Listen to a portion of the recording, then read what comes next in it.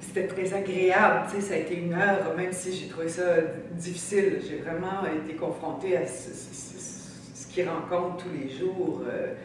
Puis j'avais envie de dire des fois à Joseph, es-tu sûr que c'est à la bonne place, le métro? Parce que le monde va vite, là, tu sais, il y a peut-être des endroits où les gens flânent un peu plus, sont plus à même d'être arrêtés. Mais bon, en même temps, ça prend un spot, puis je ne sais pas comment ils sont déterminés. Les gens, surtout à l'heure du midi, les gens qui sortent ou qui entrent du métro sont extrêmement pressés. Alors, les épaules enlevées, la tête par en avant, puis ça fonce comme des coureurs de fond. Et c'est un peu... faut y aller vraiment avec assurance pour les arrêter, se faire voir. Et c'est assez phénoménal de voir comment il y a des gens qui ont une capacité à rester complètement fermés.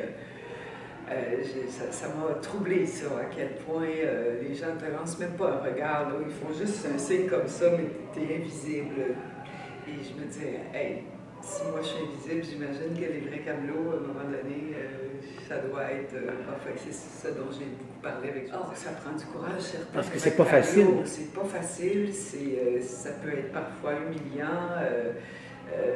Il me racontait des choses qui se faisaient dire. Puis peut-être que le jour où j'étais là, les gens sont demeurés polis. Quoiqu'il y a des gens qui étaient non, non, tu sais, vraiment, là, c'était avec un peu bête, là.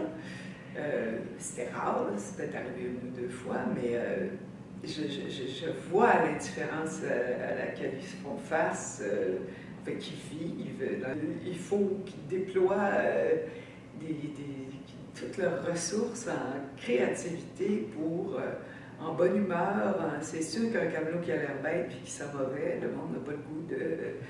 Mais tu sais, Joseph, il a toujours un grand sourire, ben bonjour. Tu sais, je trouvais ça, oui, courageux, plus que courageux. Est-ce que vous trouvez que le métier de comédienne et d'être connu de la part du public, ça joue dans la vente de la journée de camelot? Ben, je pense bien que c'est sûr que ça a changé quelque chose. Ce que Joseph me disait, c'est qu'on avait vendu en 1 heure et demie, ce qui prend des fois 3-4 jours à vendre, là, tu sais, fait que c'est plaisant. Si tu dis, ben tant mieux si j'ai pu faire une petite différence, mais tu sais, c'est une journée dans l'année, là, c'est rien, là. Fait que, oui, je trouve que ça leur demande énormément de courage, puis il faut que, tu sais, il y a des jours en plein hiver, ça ne doit pas leur tenter d'aller se geler les fesses au bord du métro, dans les courants d'air, puis se buter aux gens encore plus enfermés en dessous de leur tuque, leur foulard, puis qui foncent dans le froid. Oui, chapeau. Est-ce que c'est une expérience que vous seriez prête à refaire? Ah, ben oui, absolument. Autant que je suis disponible cette journée-là, parce qu'ils ne nous consultent pas pour établir une journée, là. Mais ben oui,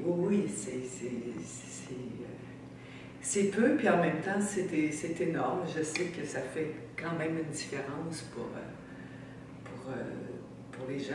Je l'ai vu après, là, ils étaient contents de repartir avec leur petite besace vide. Et puis, bon, ça fait une différence dans cette semaine-là, toujours bien.